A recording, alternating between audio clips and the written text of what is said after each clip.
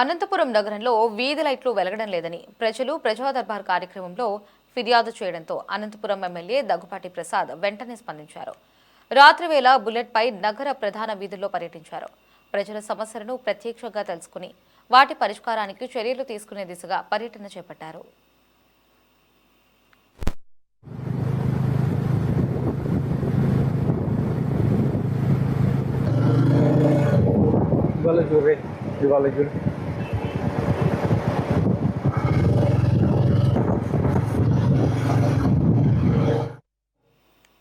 Tower clock, Saptagiri circle, Srikantham circle, RTC bus stand, Gooty road, old town ప్రాంతాల మీదుగా పర్యటిస్తూ వీధి లైట్లు, రహదారుల పరిస్థితులు, ఇతర ప్రజా సమస్యలను పరిశీలించారు.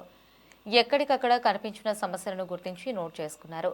పర్యటనలో భాగంగా పవిత్ర మొహరం సందర్భంగా ముస్లిం సోదరులను కలిసి వారి ఏర్పాట్ల గురించి అడిగి తెలుసుకున్నారు.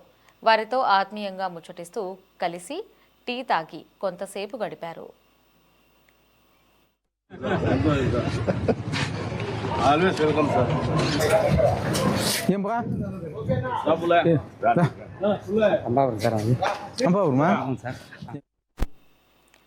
ప్రజల నుంచి వచ్చిన ప్రతి ఫిర్యాదును ప్రాధాన్యంగా తీసుకుంటున్నామని, నగరంలో గుర్తించిన సమస్యలను త్వరితగతిన పరిష్కరించే దిశగా సంబంధిత అధికారులకు స్పష్టమైన ఆదేశాలు ఇస్తామని తెలిపారు.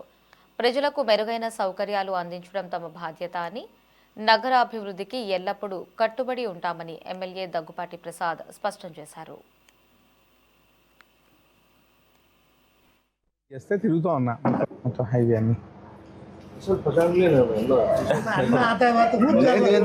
Police station